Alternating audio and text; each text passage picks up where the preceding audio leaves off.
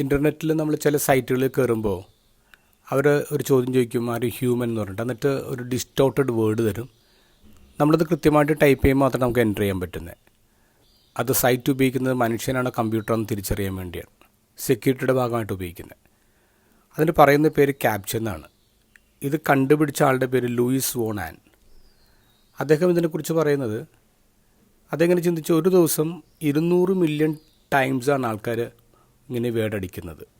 ഇപ്പോൾ 10 സെക്കൻഡ് വേണം ഒരു വേർഡ് അടിക്കാൻ. അങ്ങനെ 200×10 കൂട്ടുമ്പോഴേക്കും ഒരു ദിവസം 5 ലക്ഷം മണിക്കൂറാണ് ആൾക്കാർ ഈ വേർഡ് അടിക്കാൻ വേണ്ടി മാത്രം വേസ്റ്റ് ചെയ്യുന്നത്. അപ്പോൾ ഇത് ഇൻവെൻറ്റ് ചെയ്ത ലൂയിസിന് തോന്നി ഇതൊരു ദ്രോഹമാണ്, ഇതൊരു വേസ്റ്റാണ്. അപ്പോൾ ഇതെങ്ങനെയാണ് ഹ്യൂമാനിറ്റിയുടെ നല്ലതിനു വേണ്ടി ഉപയോഗിക്കാൻ പറ്റുന്നത്? അങ്ങനെ അദ്ദേഹം ഇൻവെൻറ്റ് ചെയ്താണ് റീക്യാപ്ചർ എന്ന് പറഞ്ഞൊരു പരിപാടി. പഴയ പുസ്തകങ്ങൾക്ക് ഡിജിറ്റലൈസ് ചെയ്യുക. പഴയ പുസ്തകങ്ങൾ നമുക്ക് കമ്പ്യൂട്ടർ കൊണ്ട് സ്കാൻ ചെയ്യാൻ പറ്റില്ല. കാരണം ചില ലെറ്ററുകൾ ഫെയ്ഡായി പോയിട്ടുണ്ടാവും, ഇങ്ക് ഫെയ്ഡായി പോയിട്ടുണ്ടാവും, യെല്ലോ പേജസ് ആവും. അപ്പോൾ കമ്പ്യൂട്ടറിന് ഇത് പറ്റില്ല, പക്ഷേ മനുഷ്യൻ്റെ ബുദ്ധിക്ക് അത് പറ്റും.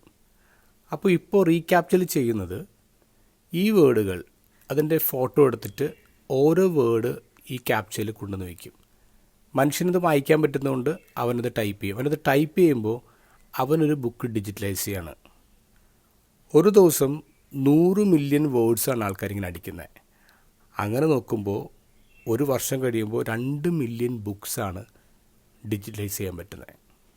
എന്ന് പറഞ്ഞാൽ നമ്മൾ ഇനി തൊട്ട് ഒരു ഡിസ്റ്റോർട്ടഡ് ക്യാപ്ചർ നമ്മൾ ടൈപ്പ് ചെയ്യുമ്പോൾ നമ്മളൊരു ബുക്ക് ഡിജിറ്റലൈസ് ചെയ്യുന്നതിൻ്റെ ഭാഗമായിട്ട് മാറാണ്. വണ്ടർഫുൾ അല്ലേ അത്? ഇൻ ദ ഗോസ്പലിൽ പറയുന്നു, കാലിനടിയിൽപ്പെട്ട ഉപ്പും പാത്രത്തിനടിയിലെ വിളക്കും രണ്ടും കെട്ടുപോകും. ദൈവം നമുക്ക് നൽകിയിട്ടുള്ള എനർജി, ടൈം, അത് ഈ ഭൂമിക്ക് കൂടുതൽ രുചി നൽകാനും വെട്ടം നൽകാനും ഉപയോഗിച്ചുകൂടെ?